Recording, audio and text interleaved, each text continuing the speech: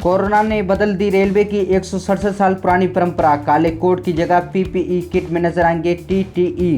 भारतीय रेल के 167 के इतिहास में ये पहला मौका होगा जब रेलगाड़ियों में टिकट की जांच करने वाले कर्मचारी अपने पारंपरिक काले कोट एवं टाई नहीं पहनेंगे। 1 जून से शुरू होने वाले 100 जोड़ी ट्रेनों में सवार टिकट जाँच करने वाले कर्मचारियों के लिए कोरोना वायरस संक्रमण के मद्देनजर रेलवे ने दिशा निर्देश जारी किए हैं, जिसके अनुसार उन्हें मास्क, दस्ताने और साबुन के अलावा टिकट चेक करने के लिए लेंस दिया जाएगा। पंचकुला में पेड़ के नीचे शुरू हुआ 20 साल पुराना सैलून। पीपीई किट पहन हजामत बना रहे नाई।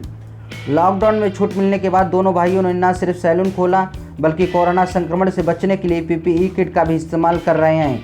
उन्होंने कहा कि हम 20 साल से यहां सैलून चला रहे हैं। हमने अपनी रक्षा और ग्राहकों की संतुष्टि के लिए पीपीई किट भी खरीदी। मुठभेड़ में जख्मी नक्सली को बचाने के लिए सीआरपीएफ के 2 जवानों ने दिया खून। सीआरपीएफ के कांस्टेबल ओम प्रकाश यादव और संदीप कुमार बृहस्पतिवार शाम में तब रक्तदान करने के लिए आगे आए जब टाटानगर के एक अस्पताल के चिकित्सकों ने उनके कमांडर को सूचित किया कि जिस घायल व्यक्ति को उन्होंने भर्ती कराया था उसका काफ़ी खून बह गया है। यादव ने झारखंड से पीटीआई से फ़ोन पर कहा, मुझे पता है कि वे हम पर बंदूक तानते हैं, हम उनके खिलाफ अभियान भी चलाते हैं, लेकिन सबसे ऊपर मानवता है। मैंने एक मनुष्य होने के नाते अपना कर्तव्य निभाया। किसानों ही नहीं बल्कि टिड्डी दल ने बढ़ाई पायलटों की भी टेंशन। कोरोना वायरस के डर की वजह से फ्लाइट सर्विस इतने लंबे वक्त तक बंद रही। अब घरेलू फ्लाइट शुरू हुई है तो इस पर टिड्डियों का खतरा मंडरा रहा है। खाड़ी देशों से होते हुए पाकिस्तान के रास्ते भारत पहुंचे टिड्डियों के दल फ्लाइट सर्विस के लिए परेशानी बन गए हैं। टिड्डियों का दल फ्लाइट को उड़ाने, उतारने और पार्क करने तक में दिक्कत पैदा कर सकता है। नगर विमानन महानिदेशालय डीजीसीए ने टिड्डियों की दिक्कत को ध्यान में रखते हुए पायलटों को नए निर्देश जारी किए हैं। लॉकडाउन के बीच भारतीय रेलवे ने शुरू की तत्काल सेवा। 4 महीने पहले इन 230 ट्रेनों में करा सकते हैं एडवांस बुकिंग। भारतीय रेलवे द्वारा जारी एक सर्कुलर के मुताबिक संशोधनों को ट्रेन बुकिंग की तारीख 31 मई की सुबह 8 बजे से लागू होगा।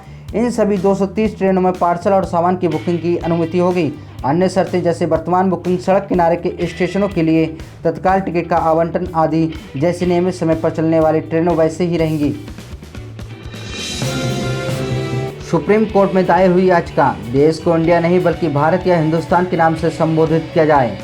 सुप्रीम कोर्ट में एक याचिका दायर की गई है जिसमें ये मांग की गई है कि देश को इंडिया नहीं बल्कि भारत या हिंदुस्तान के नाम से संबोधित किया जाए। इसके लिए सरकार को संविधान में संशोधन करने का निर्देश दिया जाए। सुप्रीम कोर्ट ने इस याचिका को स्वीकार कर और अब 2 जून को इस पर सुनवाई होगी। याचिका में दावा किया गया है कि भारत या हिंदुस्तान शब्द हमारी राष्ट्रीयता के प्रति गौरव का भाव पैदा करते हैं। ममता बनर्जी ने पश्चिम बंगाल में यदि मंदिर मस्जिद खोलने की इजाज़त। 8 जून से खुलेंगे सभी संस्थान। ममता बनर्जी ने कहा कि पश्चिम बंगाल में 1 जून से धार्मिक स्थल खोले जा सकते हैं, लेकिन बड़े धार्मिक आयोजन की इजाज़त नहीं होगी। उन्होंने कहा है कि सभी धार्मिक स्थल जैसे कि मंदिर, मस्जिद, गुरुद्वारे 1 जून से खोले जाएंगे, लेकिन यहाँ एक बार में 10 से अधिक लोगों को इजाज़त नहीं दी जाएगी। 10 डॉक्टर और 26 नर्स सहित एम्स में 206 medical staff corona positive. Akhil Bharatiya Ayurvigyan संस्थान एम्स में शुक्रवार को 11 और स्वास्थ्य कर्मी कोरोना वायरस से संक्रमित पाए गए, जिनमें 2 रेजिडेंट डॉक्टर भी शामिल हैं। इसके साथ ही देश के इस शीर्ष अस्पताल में कोरोना वायरस से संक्रमित कर्मियों की संख्या 206 हो गई है। एम्स के एक अधिकारी ने बताया कि 1 फरवरी से लेकर 2 संकाय सदस्यों, 10 रेजिडेंट डॉक्टरों, 26 नर्सों, 9 तकनीशियनों, 5 भोजनालय कर्मियों, 49 अस्पताल अटेंडेंट, 34 सफाई कर्मियों और 69 स्वच्छता गार्डों सहित 206 स्वास्थ्य देखभाल कर्मी कोरोना वायरस संक्रमित की चपेट में आए हैं। पेट्रोल सीएनजी की होम डिलीवरी शुरू करने की तैयारी में सरकार उपभोक्ताओं की सुविधा के लिए डीजल के बाद अब पेट्रोल और सीएनजी जैसे ईंधनों की होम डिलीवरी शुरू करने पर विचार कर रही है। केंद्रीय पेट्रोलियम मंत्री धर्मेंद्र प्रधान ने शुक्रवार को इसकी जानकारी दी। उन्होंने कहा कि सरकार सभी प्रकार के ईंधनों, पेट्रोल, डीजल, सीएनजी और एलपीजी पेट्रोलियम गैस यानी रसोई गैस के लिए खुदरा बिक्री का नया स्वरूप सामने लाने पर विचार कर रही है। इन नए स्वरूप में ये सारे ईंधन एक ही जगह बिक्री के लिए उपलब्ध होंगे।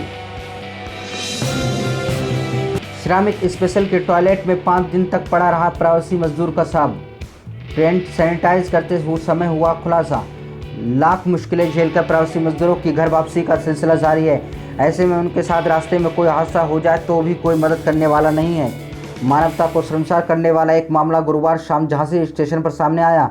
झांसी से गोरखपुर के लिए 23 मई को रवाना हुई श्रमिक स्पेशल के शौचालय में सब पड़ा रहा। 5 दिन बाद जब ट्रेन को सैनिटाइज किया जा रहा था तब सब मिलने की सूचना पर रेलवे प्रशासन सख्ते में आ गया। छानबीन में पता चला कि 23 मई को इसी ट्रेन से गोरखपुर जाने वाले के लिए बस्ती का प्रवासी मजदूर सवार हुआ था। जीआरपी ने कोरोना जांच और पोस्टमार्टम कराने के बाद शव शुक्रवार को परिजनों के सुपुर्द कर दिया। परिजनों ने झांसी में ही दाह संस्कार कर दिया।